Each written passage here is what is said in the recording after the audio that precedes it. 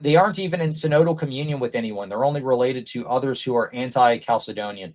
Yeah, that's true. And they weren't even really working together until the 1960s. 1965, there was a kind of meeting. It wasn't even really a council. It was a meeting of the different non-Chalcedonian churches, and they came up with the term Oriental Orthodox in 1965. It's just a brand new thing.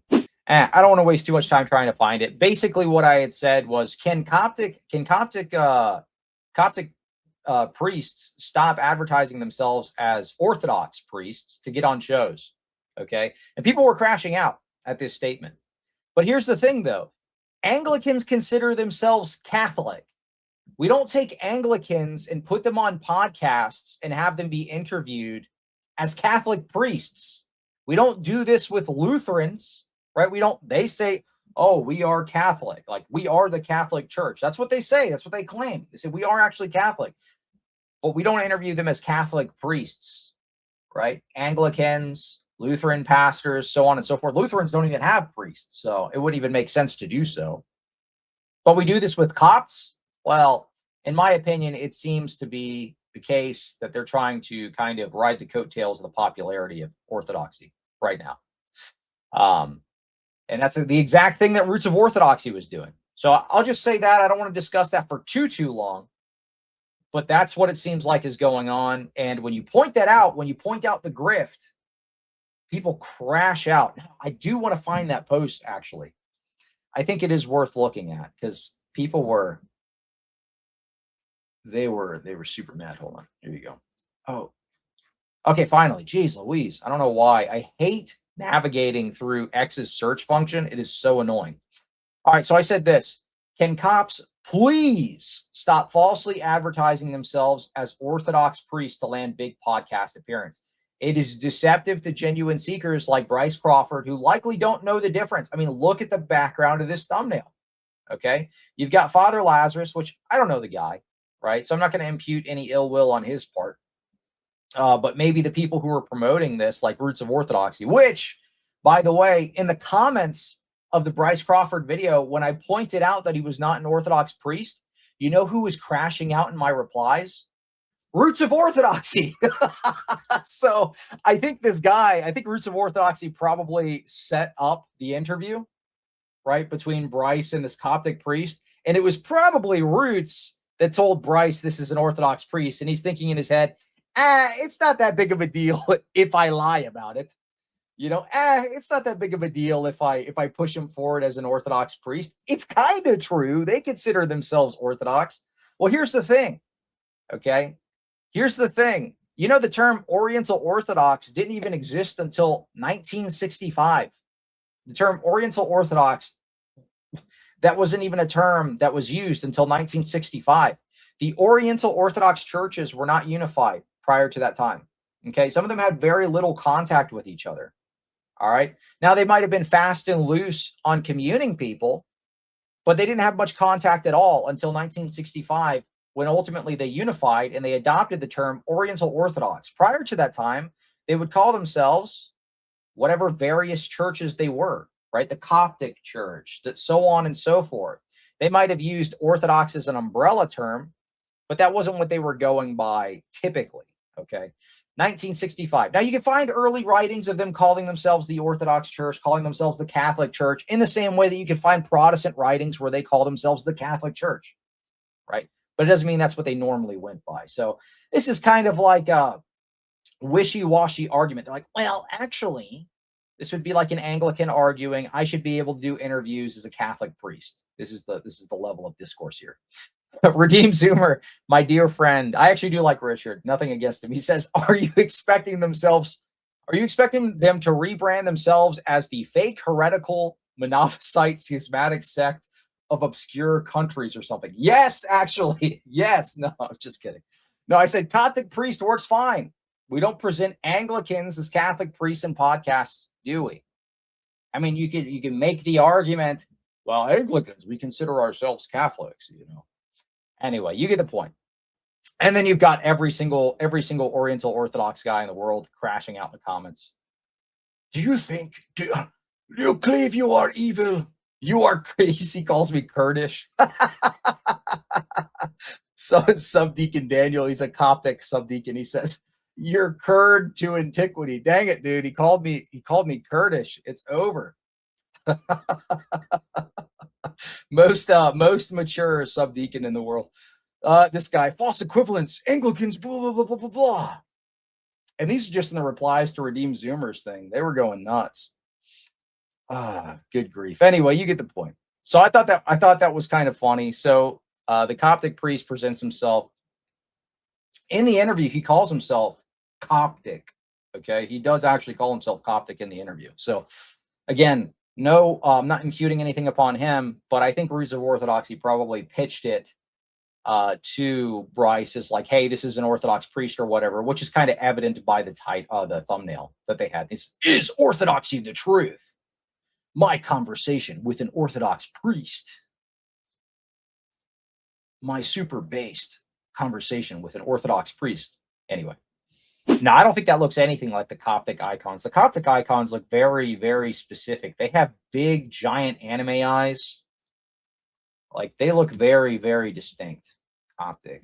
I'm going to pull these up again. Coptic icons. They're very distinct. They are very kawaii. Like, I mean, look. They're super, super distinct. I mean, this is like they make the eyes like half their face, just about. It's like an anime character. And look, he's got like the mouth open, like, ooh. It's like he's going, ooh. You see what I'm saying? I don't know. I'm not a fan of this art style. Like like I said, it looks like Father Rupnik's artwork. Like, I don't know, man. They look like Moana, right? Like, this looks like Moana. They've got big giant eyes. They puff out the lips really big. I am not a fan of that. It does not look like the Georgian artwork, the Georgian icons. So the Copts don't really have dogmas on icons, not even a council. So it makes sense why they don't have a clear standard for their art. Well, to be fair, that is extremely true. They do not have the same canonical standards for icons. And this is evident in their liturgy. I'm going to show you something. Coptic Church. Hold on. Here you go. Hold on. Let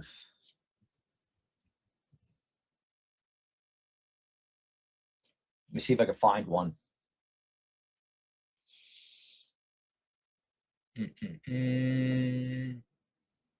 I'm having a hard time finding a picture of it on Google, but I'm sure if I went on X, I could find it.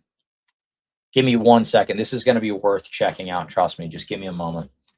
Coptic Church. We're talking about canonical standards. There you go. Let's see. Oh, come on. I hate the X search function. Anyway, I'll just talk about it. In the Coptic churches, on their iconostasis, they will have freaking TV screens. They'll have TV screens covering the icons sometimes. Yeah, but I mean, I think that's just apparent. Their theology behind the icons seems much, much, much different, much less reverent. And this is evident in the art style, right? This is evident in kind of like the modern art style that you see here, the lack of canonical standards. And then they put freaking TV screens over them so that they can have the subtitles of the divine liturgy in different languages. So they'll cover up icons with TV screens in their churches sometimes. Yeah, hold on. Yeah, it's the Coptic Church's social media. Lord have mercy. They aren't even in synodal communion with anyone. They're only related to others who are anti-Chalcedonian. Yeah, that's true. And they weren't even really working together until the 1960s. 1965, there was a kind of meeting. It wasn't even really a council. It was a meeting of the different non-Chalcedonian churches. and they came up with the term Oriental Orthodox in 1965. It's just a brand new thing. The fact that the understanding of these people being one church was not a thing until 1965. Let's see. We have a couple other super chats in here. Yeah. Okay. Copts helped the Arabs invade by providing assistance. You can read the writings explaining why they preferred the Arabs over the Greeks. 95% of Egypt was Coptic heretics before the invasion. Lord of mercy. Thank you for the super chat. The Coptics changed their traditional Byzantine-style icons to this new stuff to spite orthodoxy and copy ancient Egypt. Are you trying to say like they're trying to go back to hieroglyphs? I don't think this looks like hieroglyphs. This looks like somebody's son is good, like a good artist for a high schooler, and they drew it or something. You know what I mean? You saw that needgod.net is mad about Bryce asking questions. P.S. Jay Dyer icons in the background. What, are you trying to say it looks like Jay? the Coptic martyr looks like Jay, quote unquote Coptic martyr. That's funny. The Copts would call Saint Emperor Justinian the Great a demon, a heretic, a serpent. Their monks wrote curses for Orthodox in their prayers. You know, that's one thing that's interesting. If you were to read historic Coptic writings, a lot of their polemics are a lot harsher than this fake ecumenist talk today, where they're saying, oh, it was just like a misunderstanding of language back then. You know, we weren't actually monophysites. We're going to redefine it. Now we're going to consider ourselves miaphysites. You know, it was a misunderstanding. The language we just couldn't understand or something. Well, if that's the case, if it was just a misunderstanding, then accept Chalcedon, dude. Accept Chalcedon. They know it's a lie. That's not true. The modern ecumenist Coptic nonsense is completely fake and made up. It's an innovation. It's new.